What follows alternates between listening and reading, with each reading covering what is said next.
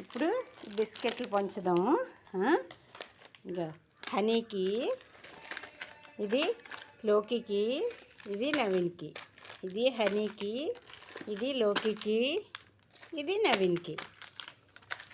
ఇగో ఇదే హనీకి, ఇది లోకికి, ఇది నవీన్కి.